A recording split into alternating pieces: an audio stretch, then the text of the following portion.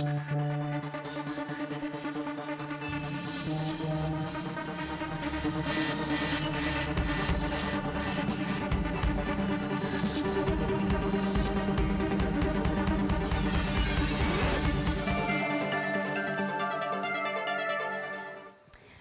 avenir politique pour l'opposant Ousmane Sonko?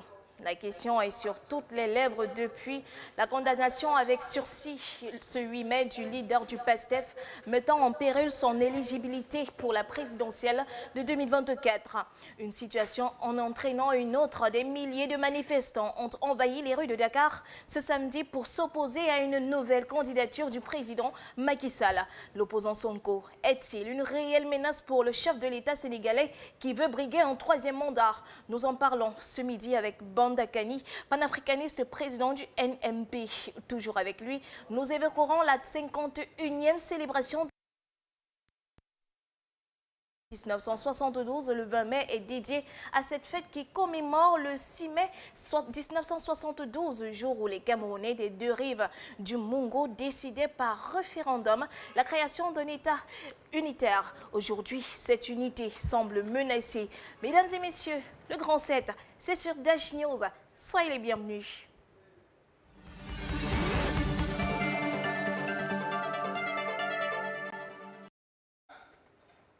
Avant d'ouvrir ce bal intellectuel, nous allons faire un tour sur le continent africain. Question de voir ce qui s'y est passé. Vous l'avez compris, c'est l'instant Round-up.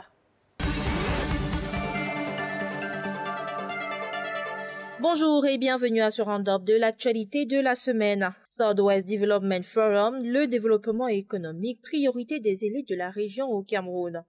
Les élites et forces vives de la région du Sud-Ouest ont organisé du 12 au 13 mai 2023 à Buea un forum pour la paix et le développement de cette région hospitalière du pays. Sous le haut patronage du Premier ministre, chef du gouvernement Joseph John Gouté, c'est l'occasion pour les parties prenantes de rallier autour de leur plaidoyer l'ensemble des acteurs du développement susceptibles de réaliser la relance économique de la région, en proie depuis 5 ans maintenant, mais surtout de la faire retrouver sa position de troisième ville du pays. Toujours au Cameroun, ex-équateur pour Clotilde Monkam, chef de poste consulaire de la Namibie. Elle a été reçue ce 11 mai, l'ex-équateur qui confirme sa nomination officielle par le chef de l'État Paul Biya en tant que chef de poste consulaire de la Namibie. Un document, lui, a été remis cette semaine par Samuel Dieudonné Varadiboa, gouverneur de la région du littoral, le document qui lui permet désormais d'exercer ses fonctions librement au Cameroun. En République démocratique du Congo, le président Félix-Antoine Tshisekedi a dit son insatisfaction quant à l'exécution du mandat de la force régionale de la communauté des États de l'Afrique. Lors d'une conférence de presse à Gaborone, la capitale du Botswana, il a affirmé n'avoir prolongé le délai de la force régionale que de moitié et donc l'échéance est prévue pour juin 2023. Au Nigeria, 25 personnes ont été enlevées dans une église au nord-ouest du pays. C'est un nouveau drame qui est survenu cette semaine. Ils ont été enlevés alors qu'ils prenaient part au service du dimanche, une pratique devenue légion dans le centre et le nord-ouest du pays, en plus de l'insurrection de Boko Haram. Mais juste après, on a appris que 11 personnes finalement sur les 25 ont été libérées également cette semaine. Assassinat du journaliste camerounais Agnès So, c'est la consternation totale au sein des organisations et syndicats des journalistes camerounais. Outrés, ces professionnels de médias ont exigé cette semaine une enquête après l'assassinat du jeune Agnès So, tué par balle dans la ville de Bamenda, dans la région du nord-ouest Cameroun. Il était responsable régional du nord-ouest du journal The Advocate et il animait un événement dans le quartier Ntarikon lorsqu'il a été pris à partie par des hommes armés non identifiés. Le gouvernement camerounais a également annoncé cette semaine dans la ville de Douala, on a célébré le premier anniversaire des casses de Dikolo, De nombreuses personnes étaient donc déguerpies du quartier, c'était un 14 mai, une situation qui avait suscité une vive polémique dans l'opinion et abouti à la création d'une commission ad hoc chargée de faire la lumière sur ces casses. Le triste anniversaire a été célébré cette semaine. Les représentants des victimes, réunis sous la bannière du Kodaboa, donnèrent cette semaine une conférence de presse à la chefferie du canton Bel en prélude à la commémoration de ces casses.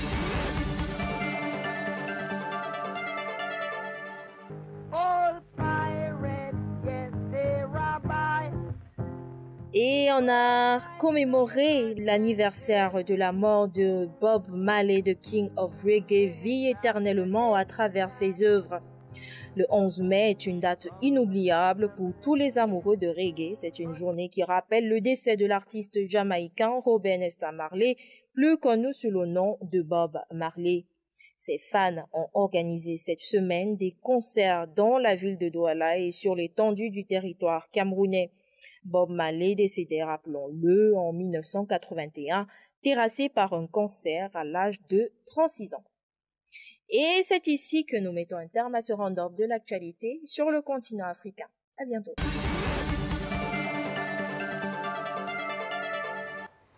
Je vous le disais à l'entame de cette émission, nous recevons sur ce plateau Bandakani, panafricaniste, président du NNP. Bonjour, président. Bonjour, Madame Melengui. Merci de m'avoir invité. C'est un plaisir de vous recevoir sur ce plateau. C'est moi aussi, il est partagé. Votre plateau est un plateau de prestige, c'est un plateau sérieux. Et quand on y est invité, on peut s'estimer avoir été choisi. Merci. Alors, nous parlons ce matin, nous faisons le grand set de ce dimanche, fait un tour du côté de Dakar. Avant de revenir, je vous propose cet élément, mesdames et messieurs.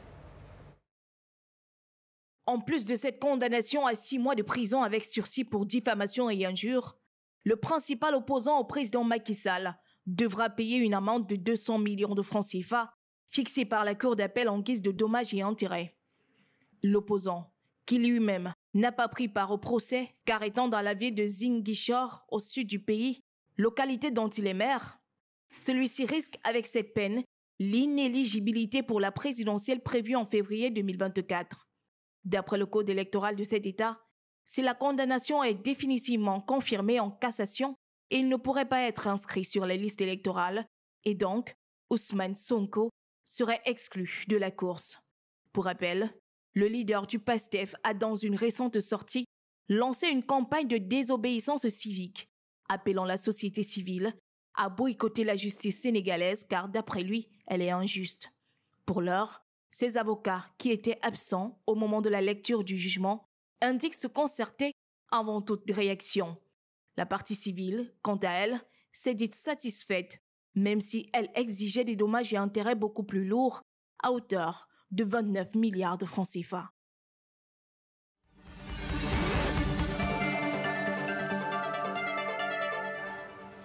Au sortir de cet élément, vous l'avez compris, la peine de 6 mois de prison avec sursis prononcée lundi dernier en appel pour diffamation et injure hypothèque un tout petit peu les chances présidentielles au Sénégal. Alors, l'opposant sénégalais, leader du PASTEF, peut-il s'en sortir, président? On voit bien ce qui se dessine. On voit bien la tendance, on voit ce qui se dessine. Nous ne serons pas surpris que la peine soit confirmée en cassation. Et comme le dit la loi sénégalaise, si c'est le cas, il ne pourrait pas être éligible. Donc on voit très bien comment les moyens de l'État sont mobilisés pour écarter la principale menace à laquelle fait face M. Macky Sall. Mais les formes légales sont là, comme toujours. Les formes légales sont là. Sur la forme, légalement, voilà. Il aurait diffamé, n'est-ce pas, un ministre, en lui attribuant le tourisme, n'est-ce pas, sur la base d'un supposé rapport de l'inspection générale de l'État. Or, ce rapport n'existe pas. C'est plutôt le rapport de l'inspection générale des finances qui aurait, n'est-ce pas, établi les supposées malversations et la malgouvernance de ce ministre agissant à l'époque comme ministre de l'Emploi et des Jeunes. eh ben, on nous dit que ce rapport n'a pas été authentifié. Bien. On parle français, hein? Ça n'a pas été authentifié. Donc, un rapport peut exister, mais il n'est pas authentifié. Parce qu'un rapport n'est pas authentifié, ça ne veut pas dire qu'il n'existe pas. Donc, vous voyez très bien que là, on fouille d'une façon méticuleuse. On cherche les poux sur la tête de M. Sonko, de façon méticuleuse. C'est-à-dire que, vous savez, dans les systèmes judiciaires africains, et particulièrement du précaré français, la justice est un démembrement de l'État. C'est un démembrement de l'État. Et quand vous connaissez les privilèges qui sont l'apanage des magistrats, de ce qu'on appelle l'aristocratie judiciaire, vous comprenez très bien que dans certaines situations, il y a une solidarité de fait entre, n'est-ce pas, le démembrement de l'État, l'exécutif et le judiciaire. Donc, on se demande pourquoi il y a une telle attention sur Sonko, sur des pratiques qui sont courantes au Sénégal. Mais il n'est pas le premier opposant à avoir des ennuis judiciaires à la veille de présidentielle. Karim Wade, Khalifa Salim, tous deux, au scrutin de 2019, n'ont pu être candidats à cette élection car accusés d'enrichissement illicite, détournement de deniers publics. Vous pensez que l'histoire va se répéter? Mais elle se répète. Elle se répète. Khalifa fait ce que tout le monde a fait en tant que maire de Dakar. Mais c'est lui qu'on a pris. Parce qu'il était un danger pour M. Wade, pour M. Macky Sall. Alors nous parlons, les négociations sont en cours pour amnistier Karim Wade. Vous voyez très bien que ce sont des condamnations qui ont l'apparence de judiciaire, mais qui sont fondamentalement politiques. Parce que sinon, pourquoi maintenant on veut amnistier Karim Wade? Pourquoi on veut l'amnistier? Parce qu'on prépare la grande réconciliation des familles libérales, entre guillemets, du Sénégal. La grande famille libérale, qui ne doit pas perdre le pouvoir, quels que soient les différents scénarios. Et c'est à cela qu'il faut que le camp de Sonko réfléchisse sérieusement en matière de stratégie. Parce que tel que ça se dessine là, on est en train de vouloir l'écarter légalement. C'est-à-dire que, par exemple, lorsque vous avez assisté à des procès jusqu'à un certain niveau, après vous dites que, bon, je ne pars plus au tribunal. On peut vous demander que, mais vous n'allez pas partir les autres fois, pourquoi? Pourquoi vous ne partez plus? C'est le piège dans lequel on veut l'opposer. C'est-à-dire on veut lui opposer la légalité. La légalité, on veut lui opposer ça. Et en ce moment-là, Macky Sall va réussir une chose, il va diviser l'opposition. Parce que regardez, il faut être vigilant hein, quand les hommes politiques parlent, j'en suis un. Il faut être très vigilant. La manifestation de vendredi, c'est quoi? C'était que Macky Sall n'est pas un troisième mandat. Ce n'était pas centré sur le fait qu'on ne touche pas Sonko. Ça. Or, Macky Sall demande de venir dialoguer. Tout ce qu'il cherche, c'est de casser l'unité de l'opposition. C'est ce qu'il cherche. Un dialogue que Ousmane Sonko a déjà rejeté. Ben, bon, il a rejeté. Est-ce que d'autres vont parler? Parce que c'est ça. Macky Sall est dans une stratégie, il écarte légalement Sonko et il divise l'opposition. Donc, s'il réussit ça, le boulevard lui est ouvert.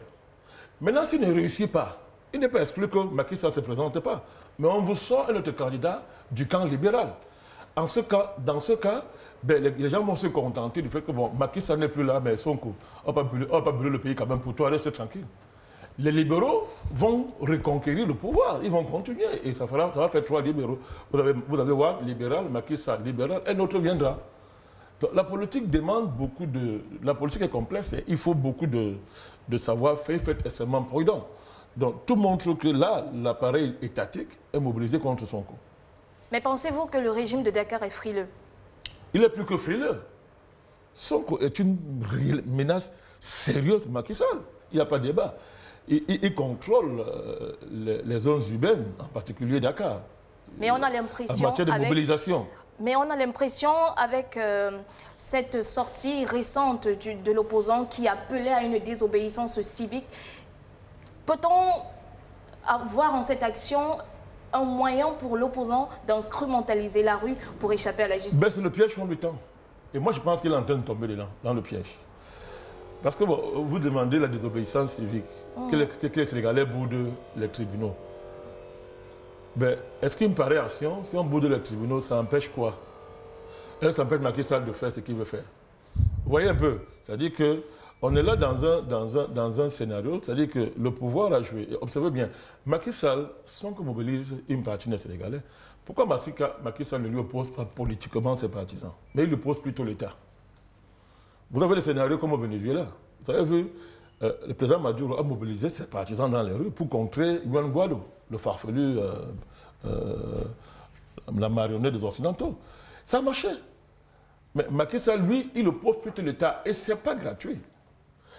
Parce qu'il est question de démontrer que Sonko, c'est un vandale, il n'est pas un homme d'État, et qu'il est contre l'État. Et en le faisant, Macky Sall soude l'appareil étatique derrière lui et présente Sonko comme la menace de tous les privilèges, la caste étatique qui jouit des privilèges. Il faut faire attention, c'est rusé. Parce que si l'État est fédéré derrière Macky Sall, l'État est mieux organisé que la rue. Hein. Faut pas... L'État est mieux organisé que la rue. Et à tout prendre, si la rue décide d'engager une révolution pour renverser l'État, c'est une autre paire de mains, c'est un autre combat. Or, Sonko, lui, s'inscrit dans une dynamique d'alternance, qui est justement la clé du contexte sénégalais. On fait croire aux Sénégalais qu'un État, une sous-préfecture coloniale peut être démocratisée. On peut remplacer deux présidents tous les 5 ans ou bien tous les 10 ans. Et puis, voilà, une sous-préfecture devient une démocratie. C'est le pari sénégalais. C'est en ça qu'on dit que le Sénégal est un modèle. Le débat de savoir, est-ce que les Sénégalais sont d'accord avec ça? S'ils ne sont pas, mais quelles sont les conséquences? Mais s'ils sont d'accord que c'est le jeu de l'alternance, ben, il faut déjà compter combien de présidents il y a eu en termes d'alternance. Il y a eu Senghor, il y a eu Wade, il y a Macky Sall. Qu'est-ce qui a fondamentalement changé dans la gestion de l'État? Dans les conditions de vie des Sénégalais, les mêmes riches continuent à s'enrichir, les castes privilégiées continuent à s'enrichir, et il y a une augmentation de la pauvreté au Sénégal, même si de temps en temps, même si on découvre de nouvelles richesses, machin et consorts. Donc, le président sénégalais, quand il les gère dans le cadre d'une extraction néocoloniale qui n'a pas les capacités de changer les conditions de vie des populations. Donc, et c'est en cela que Sonko était un espoir pour la majorité de laisser pour compte de formes de croissance économique qui ne servent qu'à enrichir une partie de la population et leurs parents étrangers. C'est cela pourquoi M. Sonko est très populaire dans les zones urbaines. Il est extrêmement populaire parce qu'en fait, on ne va même pas savoir quel projet il porte. Justement, c'est un porte-parole, c'est la colère, il incarne la colère. Ce qui me pousse à vous poser la question, est-ce que la popularité d'Ousmane Sonko peut-elle jouer de rouleau compresseur contre la justice sénégalaise? Il se peut que la rue déborde Sonko pour aller même dans une espèce de front de guerre même contre l'État en tant qu'État. Ce n'est pas un scénario à exclure, même si de mon point de vue, les conditions ne sont pas réunies pour un tel scénario. Le problème est de savoir si le choix d'opposer à l'État les partisans de Sonko est une bonne stratégie. Moi, je pense, je demande au camp Sonko de faire très attention. Et moi, je viens de vous donner les scénarios possibles. Macky Sall peut, à un moment donné, sous la pression de la communauté internationale autoproclamée, qui sont ses véritables parrains, on peut lui dire que, bah, écoute, toi, tu n'es plus notre joker dans l'affaire ici. Retire-toi. Bon, ceux-là, ils ont les moyens de pression sur Macky Sall. Ils en ont. Maintenant, Macky Sall peut se retirer au profit, je répète, d'un autre libéral. Mais en ce moment-là, vous n'aurez plus Macky. Bon, Macky qui fédérait tous ceux qui sont en colère n'est plus là. Ça change la donne. Mais on va vous remplacer notre Macky Sall, n'est-ce pas, par un Macky Sall bis, et le train continue son chemin. D'ailleurs, je vais vous rappeler que, souvenez-vous, le rôle de Macky Sall face à Wade, vous avez oublié? Macky Sall a fédéré tous les mécontents sénégalais autour de Wade. Et moi, à l'époque, ça me faisait rire. Tous ces jeunes, il y en a marre, tout ça, balais citoyens. Moi, ça me faisait rire. J'ai dit que vous remplacez Wade par Macky Sall, mais vous aurez Wade en pire. C'est ce qui se passe là aujourd'hui. Mais il faut que les gens tirent les conséquences. Le combat de Sonko, moi, dans le contexte sénégalais, moi, je préfère Sonko à Macky Sall. Il n'y a même pas de débat là-dessus. Mais ce n'est pas de ça qu'il s'agit pour nous, fondamentalement, nous, les panafricanistes. Il ne s'agit pas de dire Macky Sall dégage. Je répète, moi, je veux qu'il dégage, parce que Macky Sall, c'est une calamité pour nous, les panafricanistes. C'est une calamité. Ben, il dégage, et puis quoi? Parce que quand il aurait dégagé, à la manière dont je suis en train de vous le signaler, si Macky Sall dégage dans les conditions actuelles, et que par exemple, c'est Karim Wade qui prend le pouvoir, quelle différence y a-t-il? Vous aurez réussi quoi? Donc, l'État sénégalais veut diaboliser Sonko en poussant à ce que la rue casse davantage, qu'il y ait beaucoup d'émeutes. Et les États savent faire ça, y compris même fabriquer des casseurs. Pourquoi mettre ça sur la tête des partisans de Sonko? Ils disent, voilà ce qu'ils veulent. C'est ça que vous voulez comme projet? On va effrayer une partie de la classe moyenne sénégalaise qui va se désolidariser de M. Sonko. Justement, on a enregistré des manifestations à Dakar contre ce troisième mandat. Vous pensez que le bilan de Macky Sall joue contre lui aujourd'hui? Non, mais il est évident. Vous savez, tous ces gens comme Macky Sall, ils sont comme Ouattara. Ils disent que j'ai construit les ponts, j'ai construit telle route, machin et consort, comme si construire les ponts et la route changeait les conditions de vie des gens. Il y a longtemps, dans le monde entier, depuis au moins 30 ans, qu'on sait qu'aujourd'hui, les grands projets d'infrastructure servent à blanchir de l'argent et à enrichir les capitaux sont immenses dans le monde. Mais les routes, c'est bien apparemment. Mais il faut vivre après. Il faut que le citoyen lambda regarde dans son pouvoir d'achat, sa capacité à remplir son panier de biens nécessaires pour sa survie quotidienne. L'électricité, l'eau, les denrées alimentaires de base et de bonne qualité, le logement. C'est là où on détermine le sens même du développement. On a que cela construit beaucoup de routes. Ce n'est pas compliqué à faire dans le monde aujourd'hui. Il y a trop d'argent qu'on veut blanchir. Et là, les infrastructures sont un grand moyen de convertir beaucoup de milliards qui sans ça n'auraient pas de débouchés. Mais à la fin, qui gagne, le pays s'endette à la fin.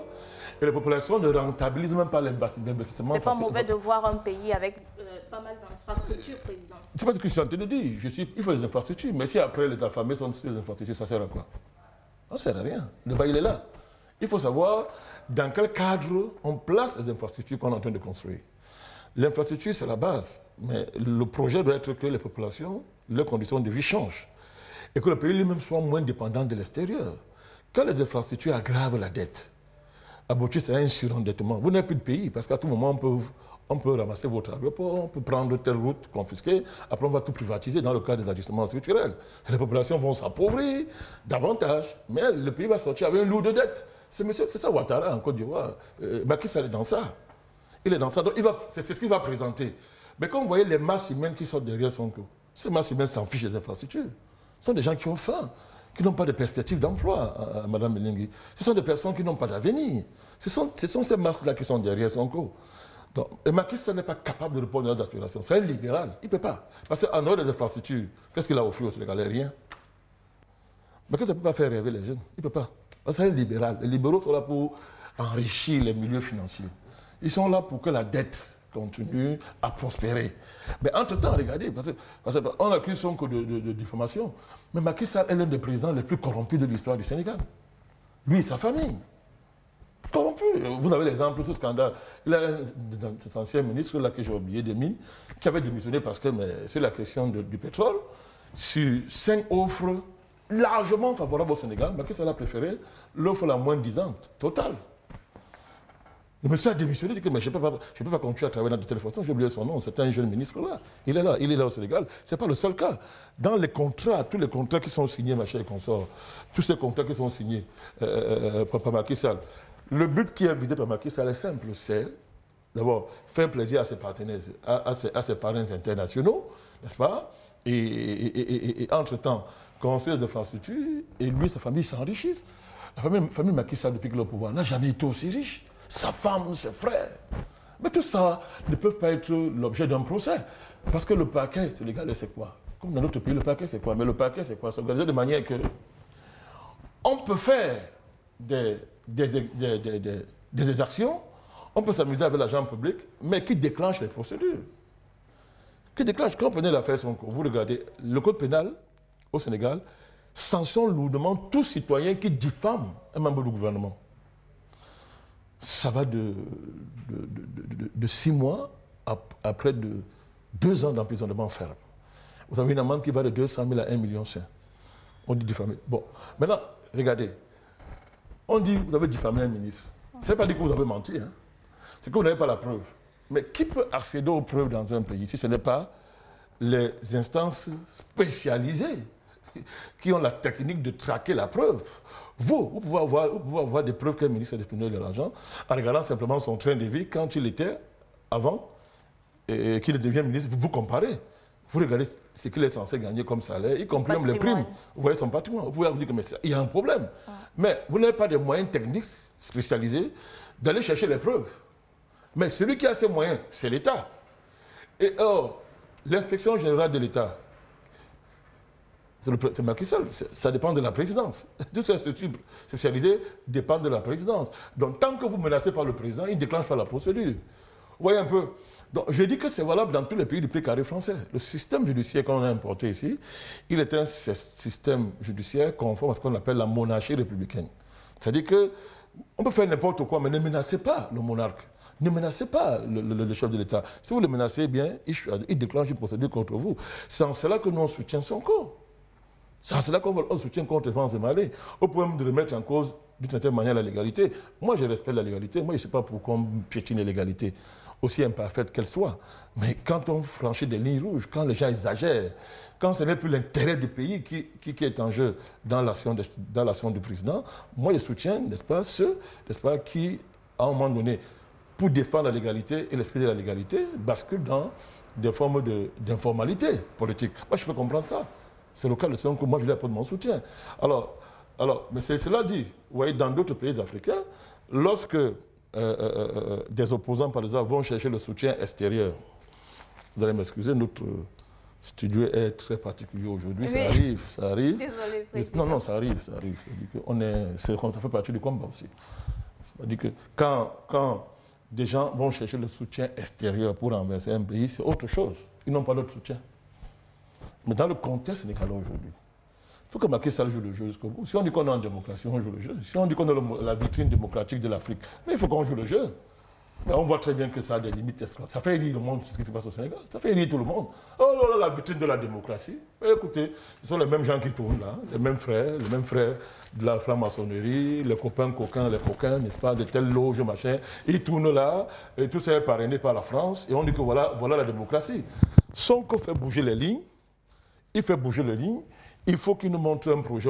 Évidemment que mobiliser la rue, ce n'est pas un projet politique. Il faut autre chose que ça. Justement, il devrait changer de stratégie, pensez-vous? Non, je n'ai pas de leçon à lui donner. Je pointe certaines failles. Je montre les risques. Je ne suis pas au Sénégal, je ne suis pas sénégalais. Donc je montre les risques. Je suis en train de voir comment Macky Sall a une stratégie bien claire. Et il sait ce qu'il veut. C'est unir l'appareil d'État contre Sonko en disant que c'est celui qui est pour le pouvoir, vous êtes mort. Or, je dis l'appareil d'État est l'organisation suprême de tout pays. Dans les pays africains, c'est l'État qui est mieux organisé. L'État a des moyens organisationnels, a de la puissance publique. Ben, vous n'allez pas renverser l'État sénégalais seulement en mobilisant les gens à Dakar, ou bien une partie des Dakarois. Oh, Macky Sall est dans ça. Demain, il viendra vous dire que non, il a gagné à Dakar, mais il a perdu dans les villages, dans les zones semi-urbaines. Vous connaissez le discours habituel. On va vous dire ça. Donc, et puis, ne pas exclure le scénario que Macky Sall, à la fin, il ne faut pas exclure ça. Il veut se présenter, ça se voit. Mais il peut aussi, sous la pression de ne pas se présenter. Que fera Sonko à ce moment-là? Que feront ses partisans? Ça va changer la donne totalement. Donc, le camp libéral, qui est composé de politiciens, attention, ils sont maléfiques, mais ils sont expérimentés. Ils sont très expérimentés. Ils jouent très bien ces jeux-là. Donc, on vous enferme dans l'anti-Macky Sall, primaire, pas de Macky, pas de Macky. Bon, un jour, un matin, on vous dira que, bon, OK, Macky n'est plus là. Vous allez encore dire quoi? On va oublier Sonko. Et même gens m'ont dit qu'on n'aura pas brûlé le pays pour toi. Il faut que le camp de l'opposition sénégalaise tienne compte de tout ça. Il faut savoir anticiper. Parce que là, il va être difficile de s'opposer à une décision qui a les formes légales. Vous faites comment? Si vous voulez diriger un pays, on ne peut pas piétiner la loi comme ça. Donc légalement, on va le condamner parce qu'il y a des éléments. C'est-à-dire qu'il a fait une petite erreur, ça arrive, c'est un humain. Vous voyez comment on s'accroche dessus? On s'accroche dessus. Donc, il a lu un document, un rapport. C'est à partir de ce rapport qu'il a donné sa position par rapport à ce ministre. On vient de dire que non, le rapport n'est pas authentifié. Ça ne veut pas dire que ça n'existe pas. Hein. On dit non, ce n'est pas authentifié, c'est un jeu de mots. Vous voyez, c'est comme par exemple, madame, vous avez le rapport par exemple, de ce qu'on appelle au Cameroun la Chambre des comptes de la Cour suprême, vous voyez, disons, qui joue le rôle de Cour de compte. On prend un rapport, mais dans les réseaux sociaux. Le rapport est réel. Vous allez lire ça là-bas, vous dites que bon, je me base sur ça pour dire si vous êtes mort, on vous dira que mais ce n'est pas authentifié. Ça n'a aucune valeur légale. Voilà, même si après, ça devient authentique, tu es déjà condamné. Et la condamnation a des formes légales. Donc, il faut que les partisans de Sonko anticipent, fassent attention, ils ont affaire à des hommes rusés, qui sont aguerris dans le cynisme politique, dans les manœuvres politiques. Il faut faire attention parce que les mobilisations, on sait que c'est bon quand ça se maintient, mais quand ça s'essouffle... Vous savez, on a connu ça au Cameroun, le phénomène Foundi. Sonko, c'est rien. Foundi, c'était là, c'était comme on dit au quartier, la mort ici au Cameroun. Mais l'État a su gérer ça, ça s'est essoufflé. Vous voyez ce qui reste de ça aujourd'hui. Donc il faut faire attention à ce que le même phénomène ne puisse s'emparer, n'est-ce pas, de la dynamique qu'il y a autour de M. Sonko. Aux élections de 2019, le leader du PASTEF est arrivé deuxième. Ce qui me pousse à vous poser la question, s'il venait à accéder à la magistrature suprême, pensez-vous que ce serait un message fort pour l'Afrique compte tenu de son âge, 48 ans? Non, non. La politique ne se trouve pas à ce niveau des âges. Macron a quel âge? C'est ça. La politique n'a rien à voir avec ces affaires d'âge-là. C'est fou. Bon, un jeune peut être plus dynamique, mais on peut être dynamique. L'important, c'est quel est votre projet. Quels sont les réseaux qui vous contrôlent? Quelles sont les forces sociales qui sont derrière vous? C'est ça qui détermine en politique. Ce n'est pas une affaire d'âge. Pas une affaire d'âge. Et par rapport à ça, là aussi sont les limites de Sonko. On ne connaît pas réellement le projet qu'il porte réellement. Son parti, c'est un parti panafricaniste, c'est patriote africain du Sénégal pour l'éthique, le travail et la fraternité. Si on se fie au nom, les orientations sont claires. Vous voyez? Mais dans le contexte sénégalais, attention, dans le contexte sénégalais, ça signifie quoi réellement? Parce que Sonko, il est anti-France africain. Mais être anti-français, ça peut cacher un pro-américanisme. Et dans ça, qu'est-ce qui est fondamentalement différent? Je ne dis pas que c'est ça, hein. J'attire l'attention simplement. Je ne dis pas que c'est ça. Donc, vous voyez qu'il faut réfléchir. Pourquoi il dit qu'il faut que Sonko, c'est quelqu'un d'extrêmement charismatique, il a fait un travail, il est en train de faire bouger la ligne au Sénégal. Ça, il n'y a pas de valeur dessus. Vous dites que moi, vous mettez Macky Sall et Sonko, je ne réfléchis pas. Macky Sall vraiment appartient à une génération. Outre le fait que Ousmane Sonko ne présente pas... Oui. Si moi j'ai à choisir au Sénégal, moi je veux choisir Sonko. Dans le contexte sénégalais, parce que les Sénégalais ne sont pas pour c'est pas la révolution qu'ils veulent faire. Ils sont dans l'alternance, ils croient à ce schéma pour les enfants qu'on leur a vendu depuis bientôt 30-40 ans. Ils croient à ça. Hein, avec des présidents qui le pouvaient, ils vont habiter en France. Et ça dérange les Sénégalais. Du moins certains Sénégalais. Macky, Diouf, Senghor, ils sont en France. Diouf, en France. Wade, en France. Macky Sall va finir. Ça sera en France ou au Qatar. Vous sentez que leur pays, pour eux, ce n'est pas leur pays. Ce n'est pas leur pays. Mais bon, on a réussi à faire croire aux Sénégalais que non, dès que vous changez de président tous les 10 ans, vous êtes un grand pays, vous êtes la démocratie. Alors que c'est une superficie. L'histoire du Sénégal, c'est la France. La dépendance du Sénégal à l'égard de la France, au niveau de son élite politique, est un problème sérieux. C'est un grand pays qui nous a produit nos plus grands intellectuels, Cheikh Anta Diop et tous les autres. Tous ces gens-là. Mais il y a un contraste entre ce potentiel intellectuel et la valeur de sa classe politique, qui est totalement parisianisée pour le malheur de ce pays-là. Et Macky Sall en est une incarnation. Moi, je soutiens Sonko parce que Sonko, quoi qu'on dise, peut changer, peut faire ouvrir un nouveau boulevard. Alors, dans une période où il y a un statu quo qui est bloqué, mieux vaut que vous ayez deux boulevards. C'est mieux qu'un boulevard. C'est tout ce que je suis de dire concernant Sonko. Mais je ne connais pas le projet réellement qu'il porte. Je ne connais pas. Je n'ai pas connu.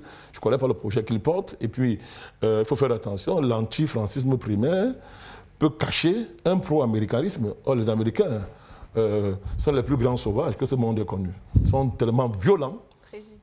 Oui, voilà, vous avez commencé. Qu'est-ce que j'ai fait? Je vous dis que les Américains sont des sauvages. Je vous démontre l'État américain. C'est un État sauvage. Je vous démontre comment. Madame Lingui, comment un pays peut voter au XXIe siècle une loi? Il interdit aux pays africains de faire le commerce avec la Russie. Vous pouvez m'expliquer ça? Ce n'est pas la sauvagerie. Ce n'est pas la barbarie. Ce sont des barbares. Les dirigeants, ce sont des barbares. Il faut appeler chacha. Faites pas ça. Regardez ce qu'ils viennent de faire en Afrique du Sud. Ils ont accusé l'Afrique du Sud d'avoir vendu des armes à la Russie. Pour des semaines après, dire que non, vraiment, on s'excuse. Mais pourquoi la République sud-africaine ne commercerait pas avec qui il veut? C'est quoi ça? C'est quel monde ça? Parce que ce sont des sauvageons. Barbares, la force, les sanctions, la brutalité, mais ça va, c'est en train de terminer. Il faut résister contre ça. Il ne faut jamais s'aligner contre ça. Bon, par rapport à tout ça, je ne connais pas ce que Sonko pense. Mais c'est ce qu'il pense de la France. Ça ne suffit pas. Vous voyez un peu. Mais c'est une dynamique pour laquelle nous avons de la sympathie. Et nous souhaitons que ça marche, que ça aille au-delà des mobilisations populaires anti-Macky Sall, parce que les gars là ont plusieurs cartes dans leurs mains. Il faut aller au-delà. Mais c'est une bonne dynamique, il faut entretenir ça, parce que ça peut changer le Sénégal, même dans la vie. Vous pensez que les mobilisations ne peuvent pas convaincre suffisamment? Non, en face, il y a une organisation qui est forte. il faut que la mobilisation soit dopée pour être à la hauteur de ce qui est en face. C'est pas que c'est mauvais, non, c'est bon. C'est mauvais pourquoi? C'est bon. Mais mettez ça à la hauteur de ce qui est en face. Donc c'est ça. Donc ça suppose beaucoup de choses, des alliances, et savoir aussi, ce que j'appelle ça, il ne faut pas aussi faire des alliances qui vont vous bouffer. Quand vous engagez dans les alliances, il faut savoir les maîtriser. Il faut savoir les maîtriser. Parce que dans le cadre sénégalais, ça se joue à Paris. Dans l'establishment sénégalais, ça se joue à Paris. À quel niveau d'introduction Sonko se trouve à Paris? Pour l'instant, j'ai l'impression qu'il n'est pas beaucoup introduit à Paris. Ben, il faut donc qu'il puisse opposer à Paris un niveau d'alliance qui peut impressionner Paris. Mais sur la question, il est silencieux, il ne dit rien. Or, dans la géopolitique mondiale actuelle, l'alternative à l'Occident, globalement, ou à la France, c'est la Russie, c'est la Chine, c'est un ensemble de pays que nous connaissons tous. Mais par rapport à ces pays, Sonko, il est silencieux. Nous sommes arrivés au terme de cette Mais c'est une belle dynamique. Il a notre soutien. Nous lui apportons notre soutien. On soutient ça. Si ça ne marche pas maintenant, ça a de l'avenir. C'est pour cela que je vous ai dit, je répète, je maintiens. Les choses doivent être claires. Hein. Entre Sonko et Macky Sall, moi, je vote Sonko. Voilà. Espérons qu'il puisse porter sa candidature. C'est mon souhait. Bon, maintenant, entre nos souhaits et la réalité, c'est à eux, les stratèges de Sonko, à anticiper. Mais il y a longtemps que je tire la sonnette d'alarme sur cette stratégie. Ce n'est pas seulement aujourd'hui avec vous, je l'ai fait à plusieurs reprises de faire attention. Nous avons une certaine expérience dans la vie politique, on a été confrontés à ce genre de dynamique, ça peut déraper et ne pas tenir sur le long terme. Bon, maintenant les dynamiques sociales sont aussi le fruit des conditions économiques. Si vous avez des présidents au pouvoir qui s'occupent seulement des riches et de l'État, vous aurez toujours des millions de Sénégalais qui sont prêts à suivre un leader politique pour gérer leur colère. Donc on est loin d'avoir fini avec ça. Bon, prions qu'on ne l'épénise pas, Sonko. C'est vrai ce qu'on appelle la lépénisation, Madame Melingui. On peut vous l'épéniser. Marine Le Pen, en France, le parti Marine Le Pen a été le parti où on renvoyait tous les énervés de France, tous les chômeurs, machin. Et en même temps, on a mis devant que, bon, tu vas les entretenir, mais tu n'arriveras jamais au pouvoir. Tu vas arriver au pouvoir, à un temps maintenant, il faut abandonner tout ça. C'est ce à quoi, vous voyez, c'est un des taux dans lesquels aujourd'hui, on n'arrive pas à s'en sortir. C'est comme ça qu'on piège les dynamiques. Enfin, ils sont intelligents, hein. Ce sont des stratèges. Les financiers mondiaux qui tiennent l'Afrique, ils sont intelligents, ce sont des gens fins. Donc, Marine Le Pen a servi pendant 40 ans à gérer tous ceux qui sont fâchés en France. On a mis un code électoral qui ne permet pas que la vérité des urnes au niveau des élections soit réelle. Elle était le plus grand parti de France, elle l'aime encore, mais elle a moins de députés à cause du code électoral. On la diabolise, mais maintenant on commence à dire non, elle n'est pas arrivée au pouvoir. Et en retour, elle fait quoi? Elle renonce à toutes ces positions qui ont fait sa force hier. Donc, une fois au pouvoir, on ne la reconnaîtra plus. Et on va créer un autre parti pour vous conduire toujours. Ça arrive à ce qu'à un moment donné, les gens se lassent de la politique. Les gens ne veulent plus entendre parler de la politique. Mais à qui ça profite? Aux financiers, qui vont vous sortir les banquiers, faire des présidents, sous prétexte qu'ils vont compter 500 francs, que 5 francs ne cherchent pas son frère. Plus de rêves, plus de perspectives politiques. C'est la mort de la politique. Alors, la politique est essentielle à une société. Sans la politique, il n'y a pas de société. D'accord, Président. Nous sommes arrivés au terme de cette première partie de votre émission. Tout juste derrière cette transition, nous parlons de l'unité nationale au Cameroun.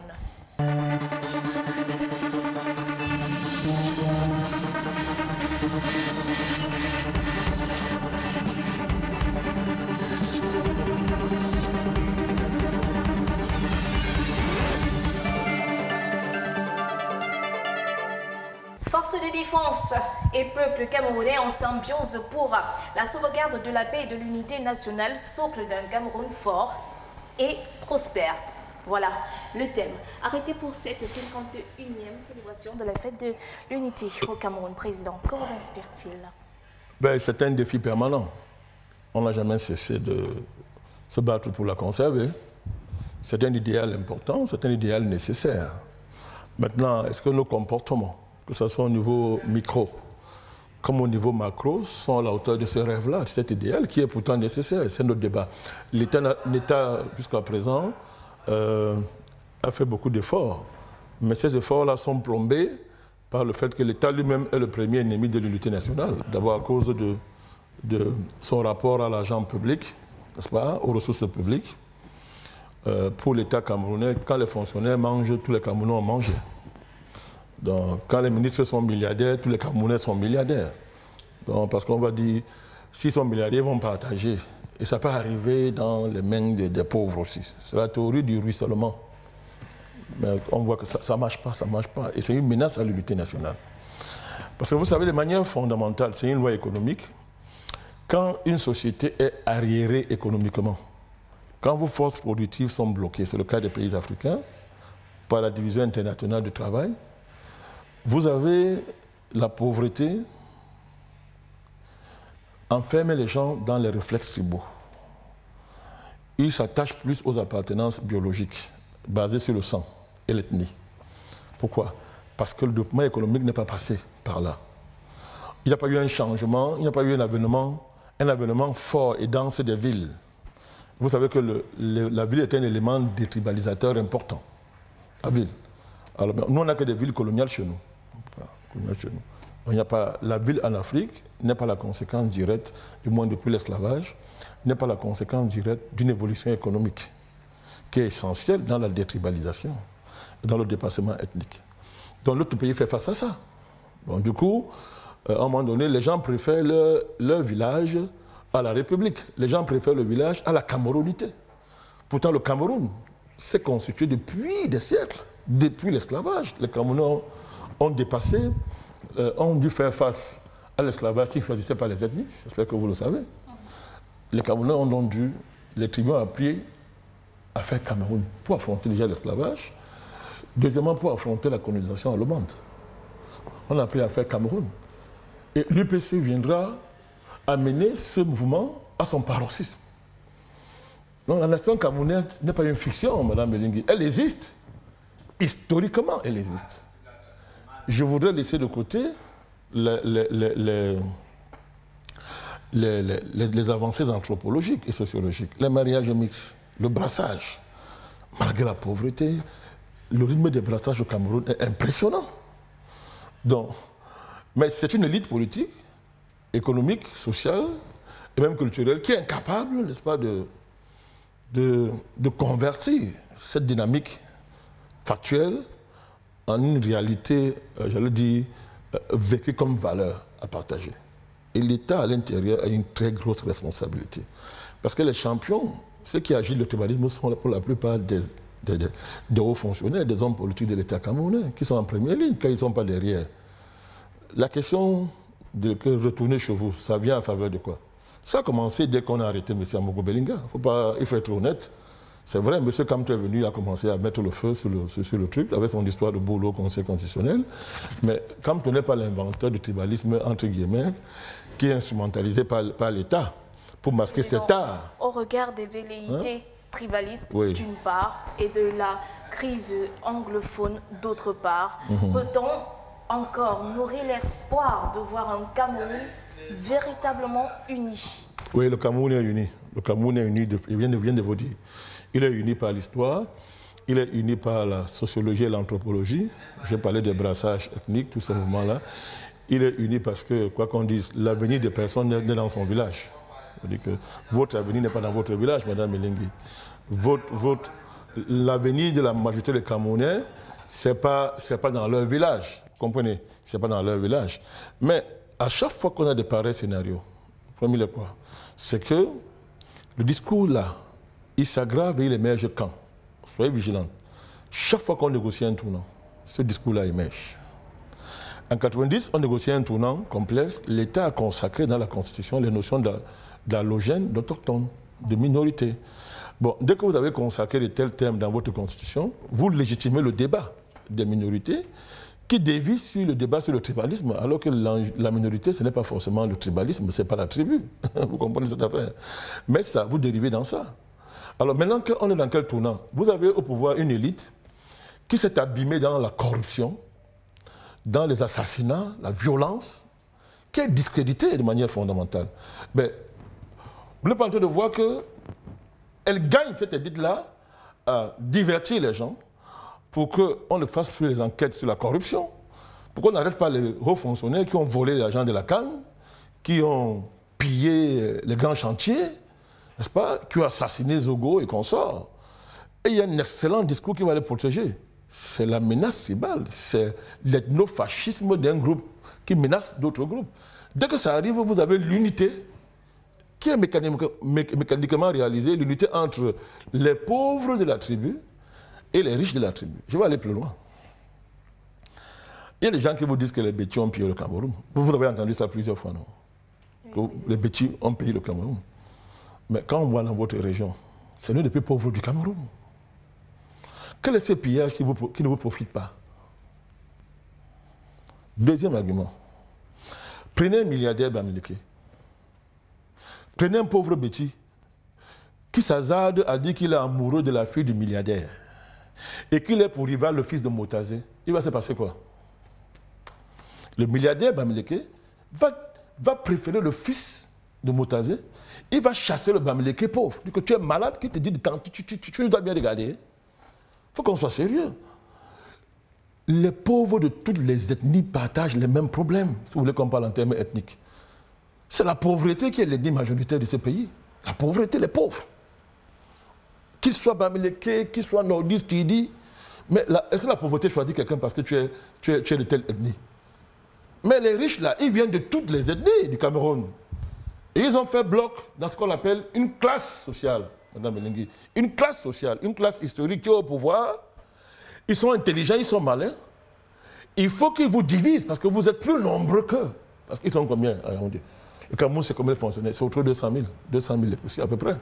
Maintenant, les hauts fonctionnaires, ils sont combien? Ils sont moins de 1000. Imaginez-vous que le restant des Camerounais s'unissent contre eux. Et ils ne font pas 2 jours, Mme Melingui. Donc, toute leur ingénierie politique consiste à construire des divisions.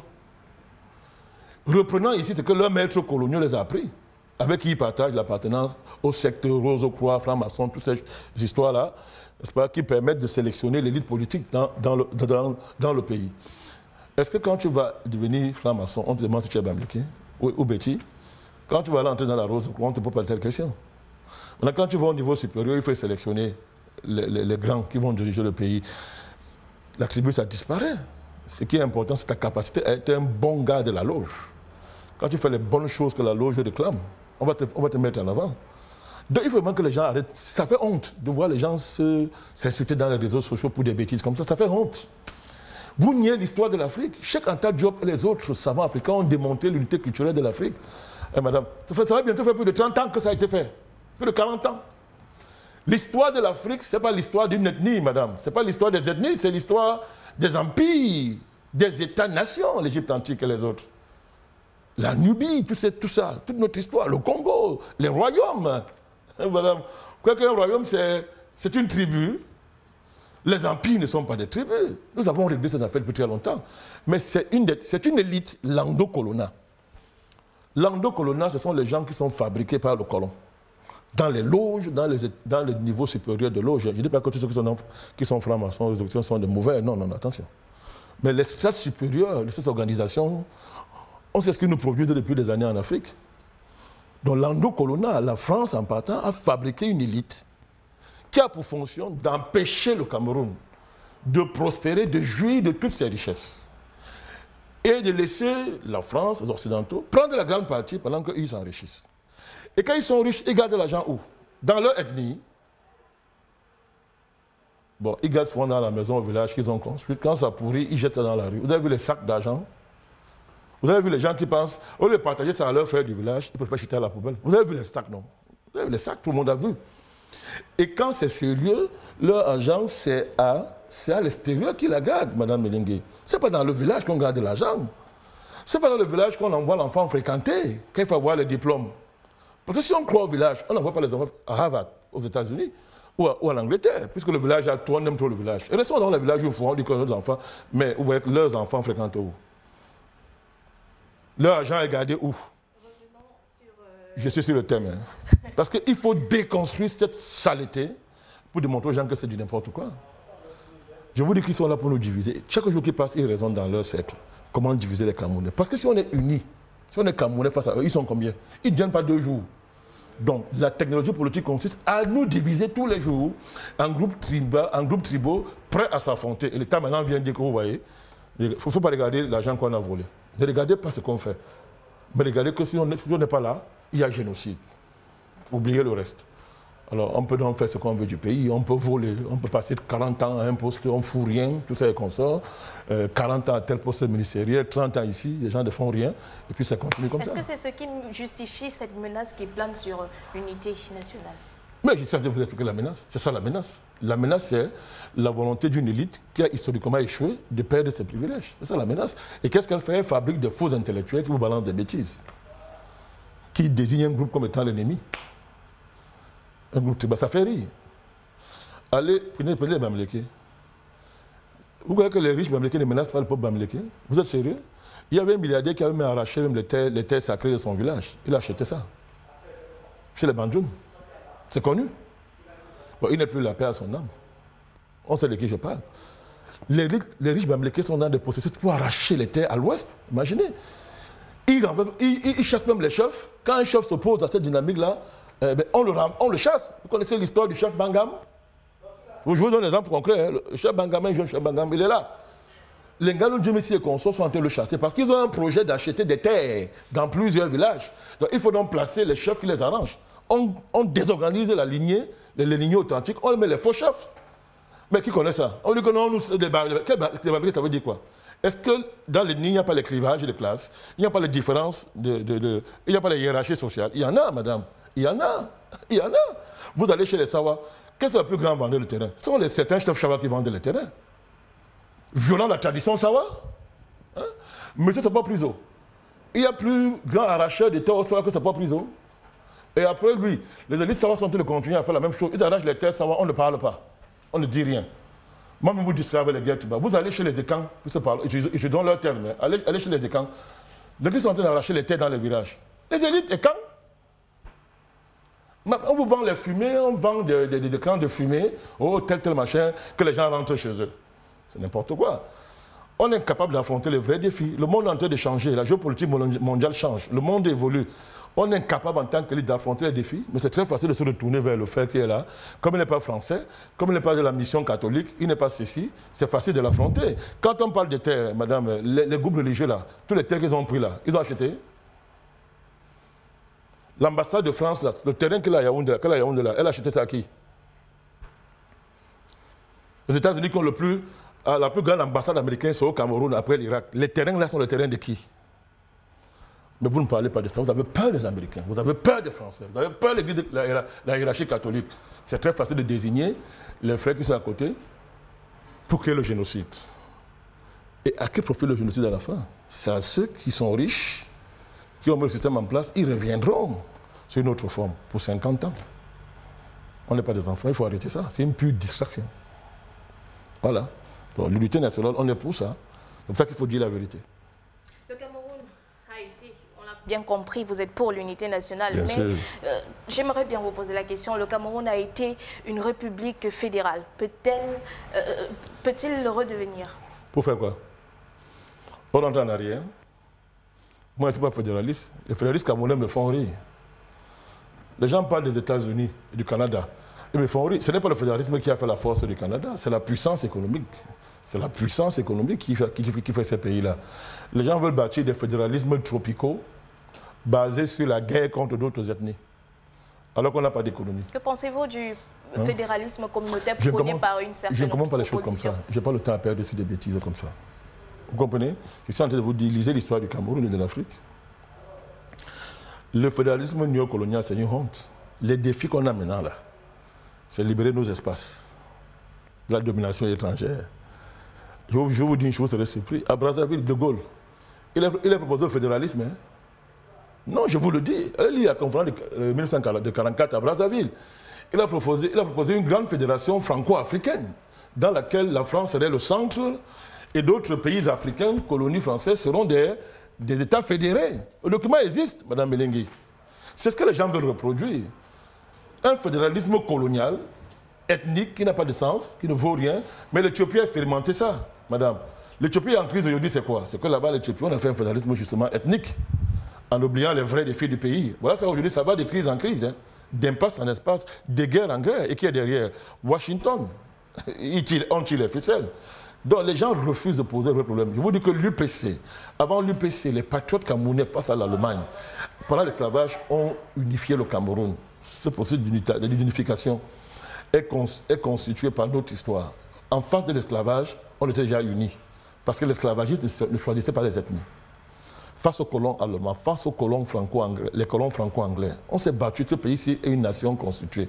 Maintenant, quand vous libérez de la domination étrangère, vous pouvez faire le fédéralisme si vous voulez. Ça aura un sens parce qu'il y aura de quoi partager pour tout le monde, Madame Elengui. Si vous faites un fédéralisme où il n'y a rien à partager de manière fondamentale, où les Blancs ramassent tout, et leurs complices locaux ramassent tout, vous fédéralisez quoi? La pauvreté, le néocolonialisme, c'est des discours qui ne nous intéressent pas. Donc, nous sommes pour l'État unitaire. Nous sommes pour une véritable décentralisation, pas une décentralisation cosmétique, n'est-ce pas, dans laquelle l'État camerounais s'est spécialisé depuis 20 ans, où on dépense des milliards, n'est-ce pas, dans les dotations pour la décentralisation et les fonctionnaires se partagent l'argent. Il faut que le projet de la décentralisation, qui a été un bon projet, devienne une réalité. Et par rapport à ça, nous sommes heureux de voir que cette année-ci, dans le budget quand même, on a essayé de rattraper au niveau de la part qui est dédiée aux collectivités territoriales décentralisées. Si elles fonctionnent très bien, si les régions fonctionnent très bien, vous verrez que les gens vont commencer à oublier ce discours qui n'a pas de sens. Nous sommes arrivés au terme de cette émission. Président, merci d'avoir accepté notre invitation. Encore toutes nos excuses pour les conditions dans lesquelles cette émission a été produite. On a été fiers de faire ça dans ces conditions. Il faut souvent ça. Parce que ça peut arriver. Et c'est dans ça qu'on sent que l'émission a du sens, que malgré les intempéries, on peut continuer à combattre. Merci de m'avoir invité. Au plaisir de vous retrouver sur ce plateau. Je vous en prie, madame. Mesdames et messieurs, retrouvons-nous la semaine prochaine. Merci d'avoir suivi cette émission. D'ici là, portez-vous bien. Au revoir.